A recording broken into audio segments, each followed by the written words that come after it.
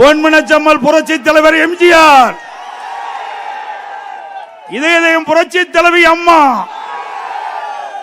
இருபெரும் தெய்வங்களை வணங்கி கள்ளக்குறிச்சி இந்த பகுதியை குலுங்குகின்ற அளவுக்கு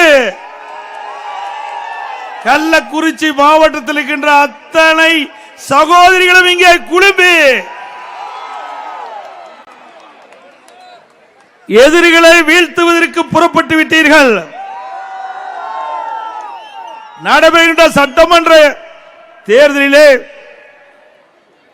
திமுக எதிரியை வீழ்த்துவதற்கு சூளுரை ஏற்று கடல் போல் மகளிர் வெள்ளம் இங்கே குழுமி இருக்கின்றது. எந்த திசை நோக்கினாலும் மகளிர், இந்த மாவட்டமே குலுகின்ற அளவிற்கு தமிழகமே கள்ளக்குறிச்சியை நோக்கி பார்க்கின்ற அளவுக்கு மகளிர் வெள்ளம் ஆரவாரம் எழுச்சி. நடைபெற்ற சட்டமன்ற பொது தேர்தலிலே அனைத்து இந்திய அண்ணா திராவிட முன்னேற்ற கழகத்தின் தலைமையிலே அமைக்கப்படுகின்ற கூட்டணி அதிக இடங்களிலே வென்று அண்ணா திமுக தனி பெரும்பான்மையோடு ஆட்சி அமைப்பதற்கு இந்த கள்ளக்குறிச்சி பகுதியிலே கள்ளக்குறிச்சி மாவட்டத்தின் சார்பாக மகளிர் எழுச்சியை பார்க்கின்ற பொழுது ஆட்சி அமைந்து விட்டது. அண்ணா திமுக ஆட்சி அமைவதை எந்த கொம்பனாலும் தடுக்க முடியாது. இன்றைக்கு பெண்கள் நினைத்தால் எதையும் சாதிக்கலாம். சாதிக்கக்கூடிய திறமை படைத்தவர், வல்லமை படைத்தவர்கள் நம்முடைய சகோதரிகள், தாய்மார்கள். இங்க ஒரு 4-5 நாளுக்கு முன்பு என்று கருதுகிறேன், எனக்கு முன்னாலே அக்கா வளர்மதி அவர்கள் குறிப்பிட்டார்கள்.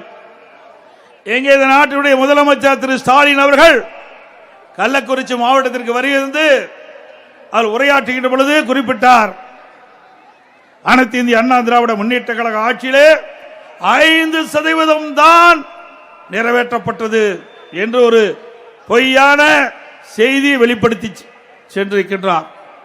சிந்தித்து பாருங்கள், இந்த கள்ளக்குறிச்சி மாவட்டத்தை தோற்றுவித்தது அண்ணா திமுக ஆட்சி. இந்த கள்ளக்குறிச்சி மாவட்டத்திலே மாவட்ட மக்களுடைய கோரிக்கை ஏற்று குமரகுரு அவர்களுடைய கோரிக்கை ஏற்று இந்த பகுதியில் நாடாளுமன்ற சட்டமன்ற உறுப்பினர்களை கோரிக்கை ஏற்று கழக நிர்வாகிகளை கோரிக்கை ஏற்று பொதுமக்களுடைய கோரிக்கை ஏற்று இந்த மாவட்ட மக்களுக்கு உரிய சிகிச்சை அளிக்க வேண்டும் என்ற அடிப்படையிலே பிரம்மாண்டமான மருத்துவக் கல்லூரி மருத்துவமனை கொண்டு வந்தது அண்ணா திமுக ஆட்சி. திரு ஸ்டாலின் அவர்கள் திறந்து வைத்ததே அண்ணா திமுக ஆட்சியில் அடிக்கல் நாட்டப்பட்ட மாவட்ட ஆட்சியாளர் அலுவலகம். திரு ஸ்டாலின் கொண்டு வந்த மாவட்ட ஆட்சியாளர் அல்ல, அண்ணா திமுக ஆட்சியிலே அடிக்கல் நாட்டப்பட்ட அந்த திட்டத்தை தான் திமுக ஆட்சியிலே முடிவிட்டு திறந்து வைத்திருக்கின்றார். நாம் பெற்ற பிள்ளைக்கு ஸ்டாலின் பெயர் வைத்திருக்கின்றார். அவ்வளவுதான் அவருடைய சாதனை. ஸ்டாலின் அவர்களே, சேலஞ்சு பண்றீங்க. எதிலே சேலஞ்சு பண்றீங்க? அனைத்து இந்திய அண்ணா திராவிட முன்னேற்ற கழக ஆட்சியிலே நடைபெற்ற பணிகள் குறித்து சேலஞ்சு பண்ணுகிறீர்களா? அனைத்து இந்திய அண்ணா திராவிட முன்னேற்ற கழகத்தினுடைய நிர்வாகத்திலே சேலஞ்சு பண்ணுகிறீர்களா? இன்றைக்கு அனைத்து இந்திய அண்ணா திராவிட முன்னேற்ற கழகம் 2011 2021 வரைக்கும் ஏராளமான திட்டங்களை கொண்டு வந்து நிறைவேற்றப்பட்டது. பொன்மனச்சம்மல் புரட்சி தலைவர் எம்ஜிஆர் அவர்கள் ஆட்சியில் இருக்கின்ற பொழுதும் நிறைய திட்டங்களை கொண்டு வந்து நிறைவேற்றினார். புரட்சி தலைவர் எம்ஜிஆர் வரவேற்க பிறகு மாண்புமிகு புரட்சி தலைவி அம்மா அவர்கள் எவ்வளவு சோதனைக்கு இடையிலே ஆட்சி பொறுப்பேற்று திறமையான நிர்வாகத்தின் காரணமாக பல்வேறு திட்டங்களை கொண்டு வந்து கிராமத்திலிருந்து நகரம் வரை ஏற்றம் பெறுவதற்கு அடிக்கல் விட்டவர்கள் நம்முடைய இருவரும் தலைவர்கள்.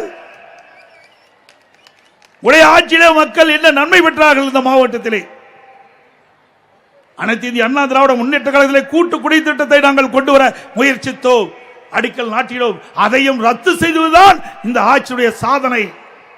குடிப்பதற்கு குடிக்கின்ற தண்ணீரை கூட தடுத்து நிறுத்திய அரசாங்கம் தேவையா? இன்றைக்கு பாருங்கள், பாலியல் வன்கொடுமை சிறுமி முதல் முதியோர் வரை இன்றைக்கு கடுமையாக பாதிக்கப்பட்ட நிகழ்வுகள் அன்றாட தொலைக்காட்சியிலே பத்திரிகையிலே வந்த வண்ணம் இருக்கின்றது.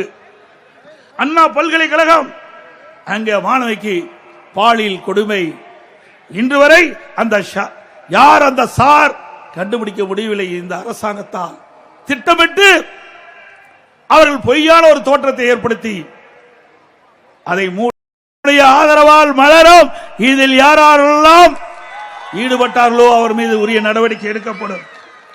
அதேபோல கோவை கல்லூரி மாணவி இன்றைக்கு பாலியல் துன்பத்திற்கு ஆளாகப்பட்டார். அதோடு திருவண்ணாமலையில் இன்றைக்கு லாரியில 2 பெண்கள் சென்று கொண்டிருந்த பொழுது வழியிலே காவல்துறை சேர்ந்தவர்கள் அவர்களை அந்த 2 பெண்மணியும் இறக்கி 2 இருசக்கர வாகனத்தில் அழைத்து சென்று அவருடைய தாயின் கண்ணெதிரே அவருடைய மகளை பாலியல் சீண்டலுக்கு உட்படுத்தியிருக்கிறார். இப்படிப்பட்ட கொடுமையான ஆட்சி தேவையா?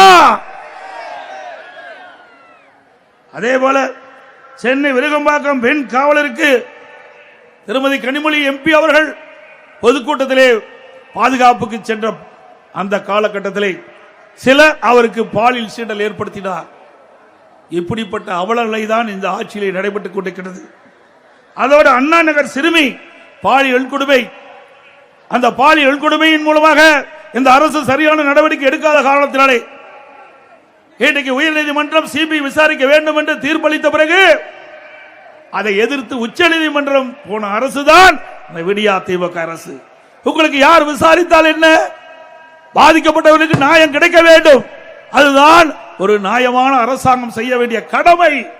இந்த அரசாங்கம் கடமையிலிருந்து தவறிய காரணத்தினால் சம்பந்தப்பட்டவர்கள் நீதிமன்றத்தின் மூலமாக அவர்களுக்கு சிபிஐ விசாரணை இருந்தால் நியாயம் கிடைக்கும், உண்மையான குற்றவாளி தண்டிக்கப்படுவார்கள் என்று கருதிதான் உச்ச நீதிமன்றம் சென்று தீர்ப்பை பெறுகின்ற சூழ்நிலை இந்த ஆட்சியிலே பார்க்கப்படுகின்றது. அதே போல அரக்கோணம் திமுக நிர்வாகி தெய்வ செயல் பெண்களை மானபங்கம் படுத்திய கொடுமை எல்லா வலைதளங்களிலும் பார்த்தோம். இந்த மாவட்டத்தில் இருக்கின்ற முன்னாள் மந்திரி பொன்முடி உங்களுக்கு நல்லா தெரியும். இவர்கள் கட்டணமில்லா பேருந்து பெண்களுக்கு என்று அறிவித்துவிட்டு அமைச்சர் மேடையிலே கிண்டலா பேசுகிறார். பெண்களை பார்த்து ஓசி பஸ் எவ்வளவு அவமானப்படுத்துகிறார் பெண்களை. சிந்தித்து பாருங்கள். ஒரு அரசாங்கத்தில் அங்கம் வைக்கின்ற அமைச்சர் இப்படி பெண்களை இழிவாக பேசினால் இது இந்த அரசாங்கம் தூய்மையான அரசாங்கமா? மக்களை மதிக்கின்ற அரசாங்கமா? பெண்களை மதிக்கின்ற அரசாங்கமா? அதோடு சமூகத்துறை அமைச்சர் தூத்துக்குடி விழாவிலே ஒரு நிகழ்ச்சியிலே பேசுகிறார். திராவிட முன்னேற்ற கழகம் ஆட்சி அமைந்த பிறகு 6999 போக்சோ வழக்குகள் பதிவு செய்யப்பட்டதாக, அந்த பாதிக்கப்பட்டவர்களுக்கு 104 கோடி ரூபாய் நிவாரணம் வழங்கப்பட்டதாக பெருமையாக பேசுகிறார். வெக்கமில்ல? சிறுமிகள் பாதிக்கப்படுறாங்க பாலியல் சீண்டலுக்கு. கிட்டத்தட்ட 6999 சிறுமிகள் பாதிக்கப்பட்டு சொன்னால் உங்களுடைய ஆட்சி எந்த லட்சணத்திலே நடந்து கொண்டிருக்கிறது எண்ணி பார்க்க வேண்டும். சட்ட ஒழுங்கு எவ்வளவு மோசமாக தமிழகத்திலே நிலவுகிறது என்பதை நாம் எண்ணி பார்க்க வேண்டும். இப்படிப்பட்ட பெண்களுக்கு எதிராக இருக்கின்ற அரசு தேவையா? இன்றைக்கு திராவிட முன்னேற்ற கழக ஆட்சியிலே இன்றைக்கு குழந்தைக்கு எதிரான குற்றங்கள் 50% அதிகரித்து விட்டது. ஆதி திராவிடர் மற்றும் பழங்குடியினர் பெண்களுக்கு எதிரான குற்றங்கள் கடந்த ஆண்டை விட 2022-23 ஆண்டை விட 2023-24 ஆண்டு 2 மடங்கு உயர்ந்துள்ளது. ஆக தமிழகத்திலே சட்ட ஒழுங்கு அடியோடு சீர்குலைந்து விட்டது.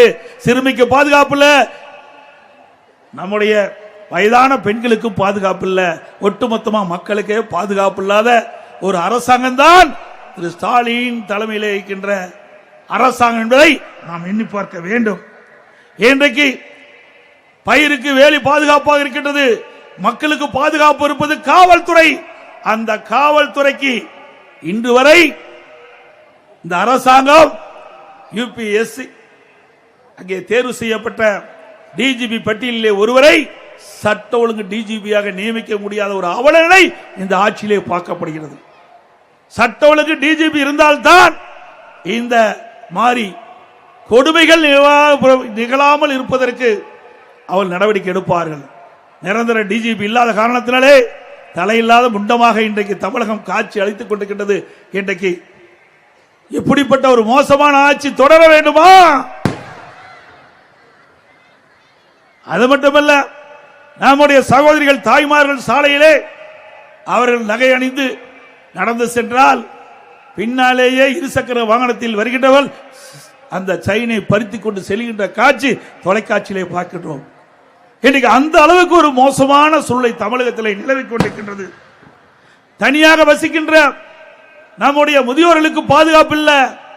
திட்டமிட்டு அவளை படுகொலை செய்து அவள் வைத்திருக்கிற நகை பணத்தை கொள்ளையடிக்கின்ற நிகழ்வு இந்த ஆட்சியிலே தான் பார்க்கப்படுகிறது. காவல்துறை பெண் உயர் அதிகாரி அலுவலகத்தில் தீயிட்டு கொளுத்துகிறார்கள். எவ்வளவு வேதனை! ஒரு ஏடிஜிபி அலுவலகத்திலே இப்படிப்பட்ட நிகழ்வு ஏற்படுகிறது. கள்ளக்குறிச்சி கள்ளச்சாராயம் அருந்தி சுமார் 68 பேர் இறந்து விட்டார்கள். எவ்வளவு கொடுமையானது! அதை பார்ப்பதற்கு கூட அவர்களுக்கு பாதிக்கப்பட்டவர்களுக்கு ஆறுதல் சொல்லக்கூட இந்த நாட்டுடைய முதலமைச்சர் வரல. சினிமா பார்ப்பதற்கு நேரம் இருக்கின்றது, சைக்கிள் ஓட்டுவதற்கு நேரம் இருக்குது, வாக்கிங் போவதற்கு நேரம் இருக்கின்றது. மக்களால் தேர்ந்தெடுக்கப்பட்ட முதலமைச்சர் மக்கள் பாதிக்கப்படுகின்ற பொழுது அந்த மக்களுக்கு ஆறுதல் சொல்ல முடியாத ஒரு முதலமைச்சர் தொடர வேண்டுமா? இந்த கள்ளக்குறிச்சி கள்ளச்சாராய மரணம்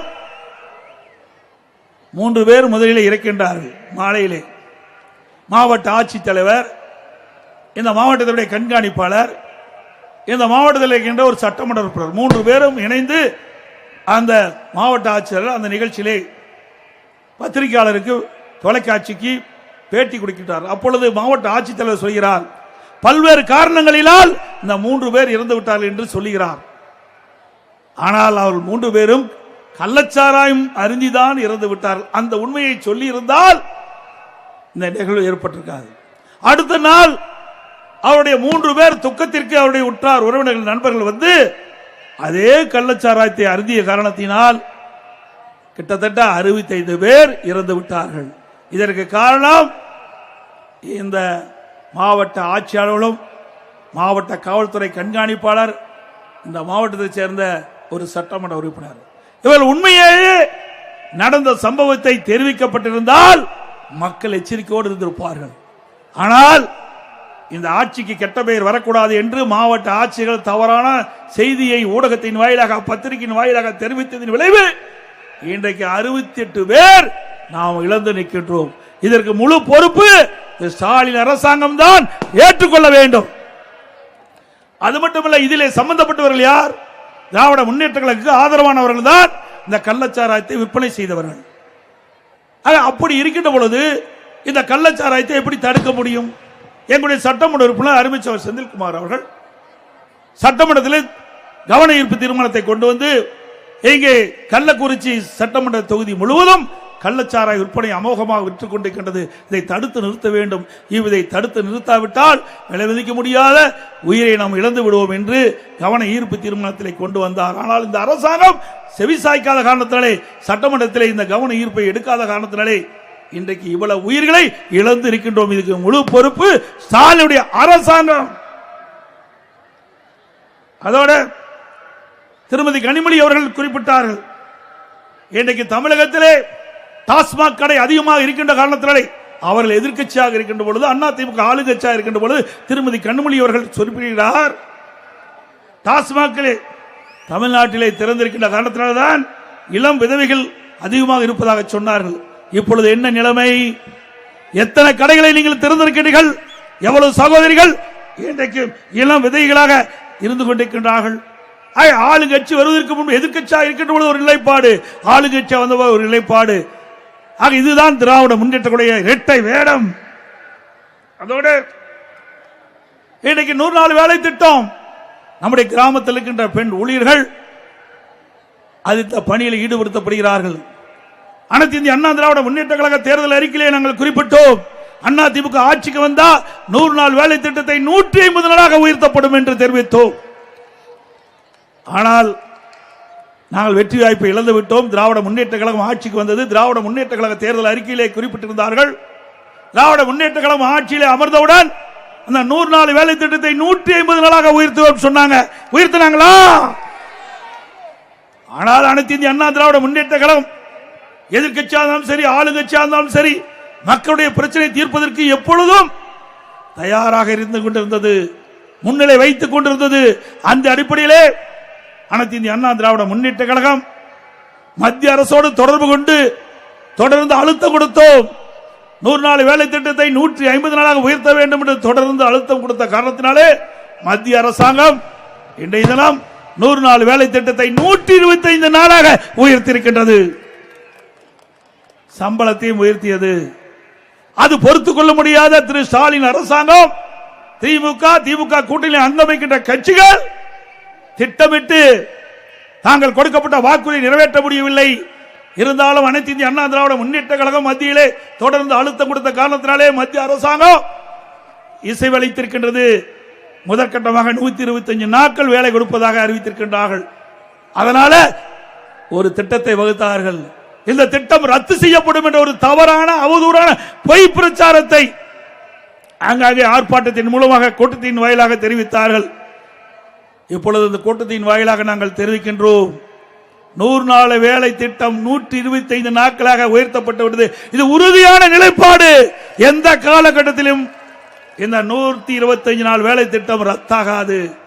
அதுவும் 15 நாள்ல வேலை செய்து 15வது நாள் அவர்களுக்கு அந்த ஊதியத்தை வழங்க வேண்டும் என்று மத்திய அரசு இன்றைக்கு உத்தரவு வழங்கி இருக்கின்றது.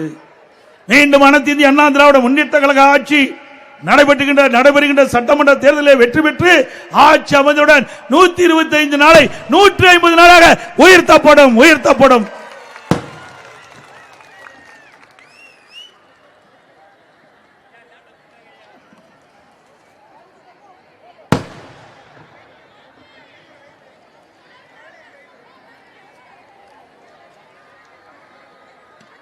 அதோடு இன்றைக்கு தமிழகத்திலே உங்களுடைய மாவட்ட செயலாளர் குறிப்பிட்டதை போல ஒவ்வொரு நாளும் மக்கள் செத்து பிழைத்துக் கொண்டிருக்கின்றார்கள். இன்றைக்கு கஞ்சா போதை ஆசாமிகளால் பல்வேறு போதைப் பொருள் பயன்படுத்துவதால் இன்றைக்கு நாடு சீரழிந்து கொண்டிருக்கின்றது. இந்த ஆட்சியிலே கொலை, கொள்ளை, திருட்டு, வழிப்பறிவு, பாலியல் வன்கொடுமை நடக்காத நாளே இல்லை. இன்றைக்கு தொலைக்காட்சியில தங்கம் என்ன நிலவரம்னு பார்ப்பாங்க, வெள்ளி என்ன நிலவரம்னு பார்ப்பாங்க. இன்றைக்கு கொலை நிலவரம் என்ன என்றுதான் தொலைக்காட்சியிலே பார்க்கக்கூடிய அவல நிலை திரு ஸ்டாலின் ஆட்சியிலே பார்க்கப்படுகிறது. அதோடு திராவிட முன்னேற்ற கழகம் 2021 சட்டமன்ற பொதுத் தேர்தல் போது சுமார் 525 அறிவிப்புகள் வெளியிட்டார்கள் திரு ஸ்டாலின் அவர்கள். அதிலே நாளில் ஒரு பங்கு அறிவிப்பு கூட நிறைவேற்றப்படவில்லை. நேற்று தினம் பத்திரிகையிலே பார்க்கின்ற பொழுது 80% நிறைவேற்றப்பட்டதாக ஒரு அவதூறான பொய்யான செய்தியை இன்றைக்கு முதலமைச்சர் தெரிவித்திருக்கின்றார். அவருடைய கட்சி சேர்ந்த நிர்வாகிகள் தெரிவித்திருக்கின்றார்கள். அது உண்மைங்களா? உண்மையா? திரு ஸ்டாலின் அறிவிக்கப்பட்ட அந்த அறிவிப்புகளை நிறைவேற்றப்பட்டதா? நீங்களே சொல்லுங்க. அத்தனையும் பொய். 100 நாள் வேலை திட்டத்தை 180 நாளா உயர்த்தல. ரேஷன் கடையில் 1 கிலோ சர்க்கரைக்கு பதிலாக 2 கிலோ சர்க்கரை கொடுத்தாங்களா? மாதந்தோறும் கேஸ் சிலிண்டருக்கு மானியம் 100 ரூபாய் கொடுத்தாங்களா? நம்முடைய மாணவர்கள், இளைஞர்கள் கல்வி கற்பதற்கு வங்கியிலே வாங்கி கடன் ரத்துன்னு சொன்னாங்க. ரத்து பண்ணாங்களா? நீட் தேர்வு ரத்து செஞ்சாங்களா? நீட் தேர்வு ரத்து செய்ய ரகசியம் இருக்குன்னு சொன்னாங்க. இப்பொழுது ரகசியத்தை திரு ஸ்டாலின் அவர்கள் சட்டமன்றத்தில் தெரிவித்தார். நீதிமன்றத்தில் இந்த வழக்கு இருக்கின்ற காரணத்தினாலே இதை நிறைவேற்ற முடியாது என்று ரகசியத்தை சொல்லி உடைத்து விட்டார். இதுதான் திமுகவுடைய நிலைமை. இன்னைக்கு திராவிட முன்னேற்ற கழகம் என்றால் அது ஒரு குடும்ப கட்சி, வாரிசு அரசியல். சிந்தித்து பார்க்க வேண்டும். அந்த கட்சியில திரு கருணாநிதி குடும்பத்தை சார்ந்தவர்கள் தான் தமிழகத்தில் ஆட்சி அதிகாரத்துக்கு வர முடியும். திமுக கட்சியிலும் ஆட்சி அதிகாரத்துக்கு வர முடியும். ஆனால் அனைத்து இந்திய அண்ணா திராவிட முன்னேற்ற கழகத்தில் ஒரு சாதாரண தொண்டன் கூட இந்த கட்சியுடைய பொதுச் செயலாளராக வர முடியும். ஒரு சாதாரண தொண்டன் கூட சட்டமன்ற உறுப்பினராகலாம், நாடாளுமன்ற உறுப்பினராகலாம், அமைச்சராகலாம், ஏன் முதலமைச்சரே ஆகலாம். ஒரு ஜனநாயகம் உள்ள ஒரே இயக்கம் அனைத்து இந்திய அண்ணா திராவிட முன்னேற்ற கழகம். திமுக போல குடும்ப கட்சி அல்ல. இந்த கட்சியிலே சுதந்திரம் இருக்கின்றது. யாரெல்லாம் உழைக்கின்றார்களோ, யாரெல்லாம் கட்சிக்கு தலைமைக்கு விசுவாசமாக இருக்கின்றார்களோ, மக்களுக்கு உழைக்கின்றார்களோ, அவர்களுக்கெல்லாம் அவருடைய வீட்டு கதவை தட்டி தானாக பதவி கொடுக்கின்ற கட்சி அண்ணா திமுக கட்சி. திமுகவை எடுத்துக்கங்க. திரு பொன்முடி இருந்தா அவருடைய மகன் தான் வருவாரு. திரு நேரு இருந்தா அவருடைய மகன் தான் வருவாரு. இன்றைக்கு திண்டுக்கல் இருக்கின்ற பெரியசாமி அவர் இருந்தா அவருடைய மகன் தான் வருவாரு. இப்படி அவருடைய வாரிசுகள் தான் இன்றைக்கு அரசியலிலே வரவும் முடியும், அரசியல் சார்ந்த பதவிக்கு வரவும் முடியும். அண்ணா திமுக அப்படி இல்ல. உங்க கள்ளக்குறிச்சி எம்எல்ஏ யார்? உதாரணத்துக்கு கள்ளக்குறிச்சி எம்எல்ஏ அவர் எங்கே இருக்கிறார் சொல்லு பார்க்கலாம். சாதாரண குடும்பத்தை சேர்ந்தவர். அப்படிப்பட்ட குடும்பத்தில் இருக்கின்றவருக்கு கூட பதவிக்கு கிடைக்கக்கூடிய ஒரே கட்சி அண்ணா திமுக கட்சி. ஏழை பணக்காரர் என்று வித்தியாசம் பார்ப்பதில்லை. யார் உழைக்கின்றார்கள், யார் மக்களுக்கு சேவை செய்கின்றார்கள், யார் இந்த இயக்கத்திற்கு விசுவாசமாக இருக்கின்றார்கள், அதைத்தான் முன்னிறுத்தி அண்ணா திமுக அவளுக்கு வாய்ப்பை கொடுக்கின்றது. இது அண்ணா திமுக கட்சி. திமுக கட்சி அப்படி அல்ல. இன்றைக்கு அதோட விலைவாசி உயர்வு விண்ணை முட்டுகின்ற அளவுக்கு உயர்ந்து விட்டது. இன்றைக்கு அரிசி விலை உயர்வு, பருப்பு விலை உயர்வு, எண்ணெய் விலை உயர்வு, மக்கள் தாக்கு பிடிக்க முடியாத நிலையில இன்றைக்கு இருந்து கொண்டிருக்கின்ற நிலையை நாம் பார்க்கின்றோம். அதோட கட்டுமான பொருட்கள் விலை உயர்ந்து விட்டது. ஜல்லி விலை உயர்வு, எம்சேண்ட் விலை உயர்வு, செங்கல் விலை உயர்வு, கம்பி விலை உயர்வு, சிமெண்ட் விலை உயர்வு, மரம் கேட்க வேண்டிய இல்லை, பல மடங்கு உயர்வு. இனி இந்த ஆட்சியில வீடே கட்ட முடியாது. வீடு கட்டினா கனவுல வீடு கட்டிக்கலாம், நிஜத்துல வீடே கட்ட முடியாது. அனைத்து இந்திய அண்ணா திராவிட முன்னேற்ற கழகம் ஆட்சி அமைந்தவுடனே பட்டியலின மக்களுக்கு அற்புதமான கான்கிரீட் வீடு கட்டி கொடுக்கப்படும். பட்டியலின மக்கள் அவருடைய குடும்பத்தில் வயது வந்தவர்கள் திருமணமாகி தனி குடித்தனம் போகின்றவர்களுக்கு வீடு இல்லாமல் இருப்பதாக எங்களுடைய கவனத்திற்கு வந்திருக்கின்றது. அப்படி திருமணமாகி தனி குடித்தனம் போகிறவர்களுக்கு அரசாங்கமே சொந்தமாக நிலம் வாங்கி அற்புதமான கான்கிரீட் வீடு பட்டியலின மக்களுக்கு கட்டி கொடுக்கப்படும். ஏழை மக்களுக்கு பசு வீடுகள் கட்டி கொடுக்கப்படும் பல லட்சம் ரூபாய் மதிப்பிலே. அதுபோல நிறுத்தப்பட்ட திட்டம் தாலிக்கு தங்க திட்டம் அதிமுக ஆட்சி தொடரும். திருமண உதவி திட்டம் 25,000 50,000 வழங்கப்படும். அந்த திட்டத்திலே இடம்பெறுகின்ற மணப்பெண்ணுக்கு பட்டு சேலை வழங்கப்படும், மணமகனுக்கு பட்டு வேஷ்டி வழங்கப்படும். ஒவ்வொரு தீபாவளி என்றும் நம்முடைய சகோதரிகள் தாய்மார்கள் மகிழ்ச்சியோடு தீபாவளி பண்டிகை கொண்டாடுகின்ற விதமாக பட்டு சேலை வழங்கப்படும்.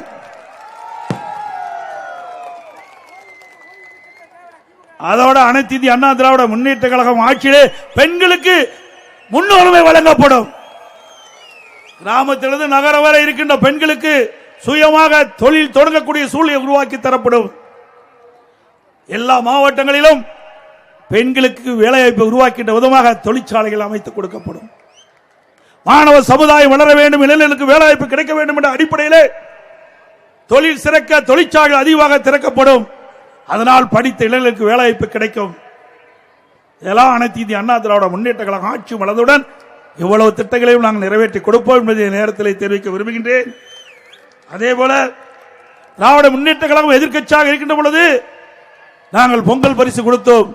அப்பொழுது 2500 ரூபாய் கொடுத்தோம். அப்ப திரு ஸ்டாலின் அவர்கள் எதிர்க்கட்சி தலைவராக இருந்தார். அப்பொழுது என்ன குறிப்பிட்டார்? எனக்கு 5000 ரூபாய் கொடுக்க வேண்டும் சொன்னார். அப்பொழுது அதிமுக ஆட்சி இருக்கின்ற பொழுது ஒவ்வொரு குடும்ப அட்டைக்கும் பொங்கல் பரிசாக 2500 ரூபாய் கொடுக்கின்ற பொழுது திரு ஸ்டாலின் அவர்கள் 5000 ரூபாய் கொடுக்க வேண்டும் என்று சொன்னார். நான் 15 நாளுக்கு முன்பாகவே கூட்டத்தின் வாயிலாக இந்த முதலமைச்சர் கவனத்திற்கு கொண்டு சென்றேன். நீங்கள் எதிர்க்கட்சியாக இருக்கின்ற பொழுது கோரிக்கை வைத்தீர்கள் 5000 கொடுக்க வேண்டும் என்று.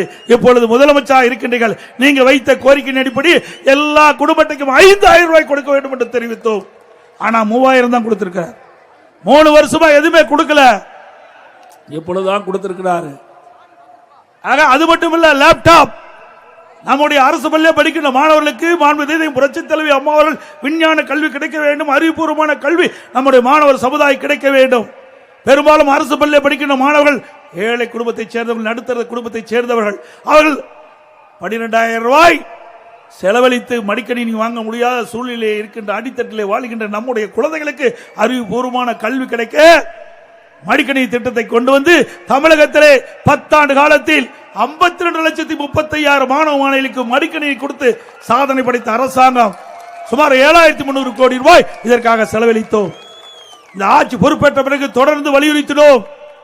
நீங்கள் அனைத்து இந்திய அண்ணா திராவிட முன்னேற்ற கழக ஆட்சியிலே கொண்டு வர திட்டம் என்ற ஒரே காரணத்திற்காக நம்முடைய மாணவருடைய திறமையான மாணவர்களை உருவாக்கக்கூடிய லேப்டாப் திட்டத்தை நிறுத்திவிட்டீர்கள். அதை தொடர்ந்து வழங்க வேண்டும் என்று சட்டமன்றத்தில் பிரதான எதிர்க்கட்சி என்ற முறையில் வலியுறுத்தினோம். பொது வழியிலே பேசினோம். ஊடகத்தின் வாயிலாக, பத்திரிகையின் வாயிலாக தெரிவித்தோம். 4 ஆண்டு காலம் திரு ஸ்டாலின் அவர்கள் கண்டுகொள்ளவே இல்லை. இன்றைக்கு மக்களுடைய செல்வாக்கை இழந்து விட்டார். நடைபெறுகின்ற சட்டமன்ற பொதுத் தேர்தலில் தோல்வி அடைந்து விடும் என்ற தோல்வி பயத்திலே இன்றைக்கு அறிவித்திருக்கின்றார். கல்லூரியில் படிக்கின்ற மாணவர்களுக்கு லேப்டாப் கொடுப்பதாக அறிவித்து இன்றைய தினம் அவர் முதற்கட்டமாக அந்த திட்டத்தை அறிவித்து கொடுத்திருக்கின்றார் மாணவர்களுக்கு. நாங்கள் அந்த திட்டத்தை அதிமுக ஆட்சியிலே கொண்டு வரப்பட்ட திட்டம், அதை நாங்கள் வரவேற்கின்றோம். திரு ஸ்டாலின் அவர்களை இப்பொழுது ஏற்றுக்கொண்டு விட்டார். அனைத்து இந்திய அண்ணா திராவிட முன்னேற்ற கழக ஆட்சியிலே கொண்டு வரப்பட்ட திட்டம் சிறப்பான திட்டம் என்று இன்றைய முதலமைச்சர் ஏற்றுக்கொண்டு இன்றைக்கு அந்த திட்டத்தை துவக்கி வைத்திருக்கின்றார். சிந்திச்சு பாருங்க, 4 ஆண்டுகளவா கொடுத்திருந்தா மாணவர்கள் எவ்வளவோ பயன்பெற்றிருப்பாங்க. இல்ல நீங்க கொடுக்கிறது ரைட், வேண்டாம் நாங்க சொல்லல, அதை வரவேற்கிறோம். எப்ப கொடுத்திருக்கணும்? கல்லூரி ஆரம்பத்திற்கு முன்பாகவே இந்த ஆண்டு துவக்கத்திலே கொடுக்கப்பட்டிருக்கலாம். அப்படி கொடுக்கப்பட்டிருந்தால் அந்த கல்லூரியில் சேர்கின்ற மாணவர்கள் கடன் உடனே வாங்கி இந்த லேப்டாப் வாங்கி இருக்க மாட்டாங்க. அவர்கள் வாங்கி பயன்படுத்தி கொண்டிருக்கிறாங்க. இறுதி ஆண்டு முடிச்சு வெளியிலே போறாங்க, அவர்களுக்கு கொடுக்குறீங்க. இதனால என்ன பயன்? சிந்திச்சு பாருங்க. ஒரு திட்டத்தை கொடுக்கின்ற பொழுது மாணவர்களுக்கு நலன் பயக்கின்ற திட்டமாக இருக்க வேண்டும். இன்றைக்கு ஆரம்பத்திலே 2025ஆம் ஆண்டு கல்லூரி திறப்பதற்கு முன்பாகவே இந்த திட்டத்தை கொண்டு வந்து கொடுக்கப்பட்டிருந்தால் மாணவனுடைய சுமை குறைந்திருக்கும். பொம்மை முதலமைச்சர், திறமையற்ற முதலமைச்சர் நாட்டை ஆளுகின்ற காரணத்தில்தான் இப்படிப்பட்ட அவலங்களை இன்றைக்கு தமிழகத்தில் இருந்து கொண்டிருக்கின்றதை இந்த திட்டத்தை கொண்டு வந்து கொடுக்கப்பட்டிருந்தால் மாணவனுடைய சுமை குறைந்திருக்கும். பொம்மை முதலமைச்சர், திறமையற்ற முதலமைச்சர் நாட்டை ஆளுகின்ற காரணத்தில்தான் இப்படிப்பட்ட அவலங்களை இன்றைக்கு தமிழகத்தில் இருந்து கொண்டிருக்கின்றதை நேரத்தில் சுட்டிக்காட்டி அனைத்து இந்திய அண்ணா திராவிட முன்னேற்ற கழகத்தை பொறுத்த வரைக்கும் சிந்திச்சு பாருங்க. நம்முடைய தாய்மாருடைய கஷ்டத்தை உணர்ந்து இதை புரட்சி தலைவி அம்மா அவர்கள் 2011 சட்டமன்ற தேர்தலில் கொடுக்கப்பட்டாங்க வாக்குறுதி. எல்லா குடும்ப அட்டைதாருக்கும் விலையெல்லாம் மிக்சி, கிரைண்டர், மின்விசிறி வழங்கப்படும் என்ற திட்டத்தை கொடுத்து அறிவிக்கப்பட்டு கொடுத்த அரசாங்கம் அதிமுக அரசாங்கம். இன்றைக்கு பணக்கார வீட்டில் என்னென்ன பொருள் இருக்கிறதோ அதே பொருள் ஏழை குடும்பத்தில் இருக்கின்ற பெண்களுக்கும் கிடைக்க வேண்டும், குடும்பத்தை சார்ந்தவர்களுக்கு கிடைக்க வேண்டும். அவருடைய பெண்ணுடைய சுமையை குறைக்க வேண்டுவதற்காக எல்லா குடும்பத்தையும் விலையெல்லாம் மிக்சி, கிரைண்டர், மின்விசிறி கொடுத்த ஒரே அரசாங்கம் அதிமுக அரசாங்கம். அதே போல அரசு பள்ளியில் படிக்கின்ற மாணவர்கள் அவருடைய கனவு மருத்துவக் கல்வி கிடைக்க வேண்டும் என்று அந்த கனவை நனவாக்குவதற்காக அனைத்து இந்திய அண்ணா திராவிட முன்னேற்ற கழக ஆட்சி இருக்கின்ற பொழுது 7.5% உள்ளிடுவதற்கை கொண்டு வந்து சட்டம் இயற்றப்பட்டு அமல்படுத்தப்பட்டு இன்றைய தினம் அரசு பள்ளியை படிக்கின்ற மாணவர்கள் 41% இன்றைக்கு 3000 பேர் மருத்துவக் கல்வி கிடைக்க ஒரு வாய்ப்பை உருவாக்கி தந்தது அனைத்து இந்திய அண்ணா திராவிட முன்னேற்ற கழக அரசாங்கம். அதே போல ஒரே ஆண்டில் 11 மருத்துவக் கல்லூரி, 10 ஆண்டுல 2011 2021 வரைக்கும் 17 அரசு மருத்துவக் கல்லூரி மருத்துவமனை கொண்டாந்து வரலாற்று சாதனை படைத்த அரசாங்கம் அதிமுக அரசாங்கம். இன்னைக்கு அனைத்து திராவிட முன்னேற்ற கழகம் ஆட்சி பொறுப்பேற்று 4.25 ஆண்டு ஆகிவிட்டது. இந்த 4.25 ஆண்டு காலத்தில் ஒரு அரசு மருத்துவக் கல்லூரி கூட கொண்டு வர முடியவில்லை. ஒரு கையிலாகாத அரசாங்கம். அதுபோல தமிழகத்திலே நிர்வாகம் சிறப்பாக இருக்க என்பதற்காக 6 மாவட்டத்தை புதிதாக தோற்றுவித்தோம். அதுதான் கள்ளக்குறிச்சியும் ஒன்று. 7 சட்டக்கல்லூரியை கொடுத்தோம், 68 கலை மற்றும் அறிவியல் கல்லூரி கொடுத்தோம், 21 பாலிடெக்னிக் கல்லூரி கொடுத்தோம், 4 பொறியியல் கல்லூரி, 5 வேளாண்மை கல்லூரி, 5 கால்நடை மருத்துவக் கல்லூரி ஆராய்ச்சி நிலையம், இங்கே பிரம்மாண்டமாக கால்நடை பூங்கா 1000 கோடியில் 50 ஏக்கர்ல கொடுத்தோம். இப்படி சாதனை மேல் சாதனை படுத்த ஸ்டாலின் அவர்களே, தெரியாட்டுனா படிச்சு தெரிஞ்சுக்கங்க. சேலஞ்சு பண்ற விட்டுருங்க. சேலஞ்ச் என்று சொல்லி இருக்கிறீங்க. சேலஞ்ச் என்ன? நீங்க ஒரு மேடை போடுங்க, அதே மேடையில் நான் வருகின்றேன். எங்களுடைய அதிமுக ஆட்சியிலே நடைபெற்ற பணிகளை சொல்கிறேன். திராவிட முன்னேற்ற கழகத்திலே என்ன பணி எடுத்துக்கொண்டீர்கள், எந்த அளவுக்கு இருக்கின்றதை நீங்கள் சொல்லுங்கள். மக்கள் தீர்ப்பளிக்க வேண்டும். இதுதான் சேலஞ்சு. ஆனா அப்படி இதை தெரிவித்தார் உடனே அங்க இருக்கிற ஒரு அமைச்சர், சட்டத்துறை அமைச்சர், வேண்டுமென்றே திட்டமிட்டு எடப்பாடி பழனிசாமி பேசுறார். நாங்க சொன்னா ஏற்றுக்கொள்ள மாட்டாரா என்று. நீங்கள் சொல்றதுக்கு ஒண்ணுமே இல்லையே. அத்தனையும் அதிமுக ஆட்சியில் செய்த சாதனை தானே. எங்கே பார்த்தாலும் பாலங்கள் சாலைகள் அற்புதமாக கொடுத்தோம். இன்றைக்கு கிராமத்திலிருந்து நகரம் வரை நம்முடைய மாணவ செல்வங்கள் படிப்பதற்கு ஆரம்பப்பள்ளி, உயர்நிலைப்பள்ளி, நடுநிலைப்பள்ளி, ஆரம்பப்பள்ளி, நடுநிலைப்பள்ளி, உயர்நிலைப்பள்ளி, மேல்நிலைப்பள்ளி, கல்லூரி என்று அதிகமான பள்ளிகளை திறந்து கற்போடைய எண்ணிக்கை தமிழகத்திலே முதலிடத்துக்கு கொண்டு வந்தது அதிமுக ஆட்சி. அனைத்து இந்திய அண்ணா திராவிட முன்னேற்ற கழக ஆட்சியிலே தொழில் முதலீட்டு மாநாட்டை நடத்தி 2015 2,42,000 கோடி தொழில் முதலீட்டு ஈர்க்கப்பட்டு 98 புரிந்துணர்வு ஒப்பந்தங்கள் போடப்பட்டு புதிய புதிய தொழிற்சாலைகள் தமிழகத்துக்கு வந்து நம்முடைய படித்த இளைஞர்களுக்கு வேலைவாய்ப்பை உருவாக்கி தந்தது அனைத்து இந்திய அண்ணா திராவிட முன்னேற்ற கழக ஆட்சி. அம்மாவுடைய வழியிலே வந்து அம்மாவுடைய அரசாங்கம் 2019 ஜனவரி மாதம் பிரமாண்டமான தொழில் முதலீட்டு மாநாட்டை நடத்தி சுமார் 3,500,000 கோடி தொழில் முதலீட்டு ஈர்க்கப்பட்டு 304 புரிந்துணர்வு ஒப்பந்தங்கள் போட்டு இன்றைக்கு பணிகள் துவங்கப்பட்டு நடைபெற்று வருகின்றன. பல பணிகள் முடிவெற்று இன்றைக்கு நமக்கு வேலைக்கு நம்முடைய இளைஞர்களுக்கு வேலைவாய்ப்பு கிடைக்கிறது. இதுதான் சாதனை.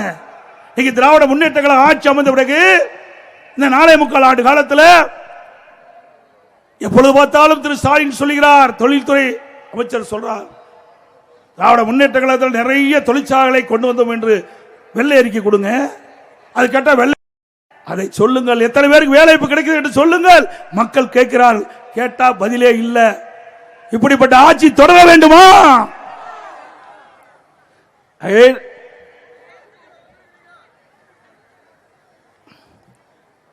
வருகின்ற சட்டமன்ற பொதுத் தேர்தலில் நம்முடைய கூட்டணி கட்சியின் சார்பாக போட்டியிடுகின்ற கழக வேட்பாளர் அவர்களுக்கு இரட்டை சின்னத்திலே வாக்களித்து வெற்றி பெற செய்யுங்கள். மீண்டும் அதிமுக ஆட்சி மலர்ந்து எண்ணற்ற திட்டங்களை நாட்டு மக்களுக்கு வழங்க வேண்டும். குறிப்பா நம்முடைய பெண்களுக்கு நிறைய திட்டங்களை கொடுப்பதற்கு ஒரு வாய்ப்பை தாருங்கள் தாருங்கள் என்று அன்போடு நேரத்தில் கேட்டு, அதோட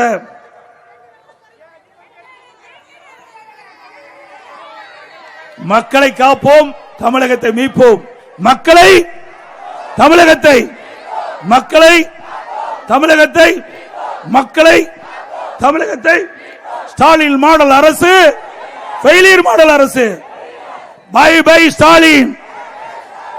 கூட்டம் முடிந்த பிறகு எல்லோரும் வாகனத்தில் பத்திரமாக வீடு போய் சேர வேண்டும் என்று அன்போடு கேட்டு, மிக சிறப்பாக எழுச்சியாக இந்த மகளிர் மாவட்ட நிகழ்ச்சி ஏற்பாடு செய்த மாவட்ட செயலாளர்களுக்கு மீண்டும் ஒருமுறை அவருக்கு வாழ்த்துக்களை தெரிவித்து, அவருக்கு உறுதுணையாக இருந்த ஒன்றிய செயலாளர், நகரச்சார், பேரூராட்சி கழக நிர்வாகிகளுக்கும், மாவட்ட மகளிரை சேர்ந்த சகோதரிக்கும், அந்த மாவட்டத்தில் இருக்கின்ற அனைத்து மகளிரை சேர்ந்த நிர்வாகிகளுக்கும், இந்த நிகழ்ச்சியிலே பங்கு பெற்ற மகளிரை சேர்ந்த சகோதரிகளுக்கும் தாய்மார்களுக்கும் நன்றி தெரிவித்து விடைபெறுகின்றேன். நன்றி, வணக்கம்.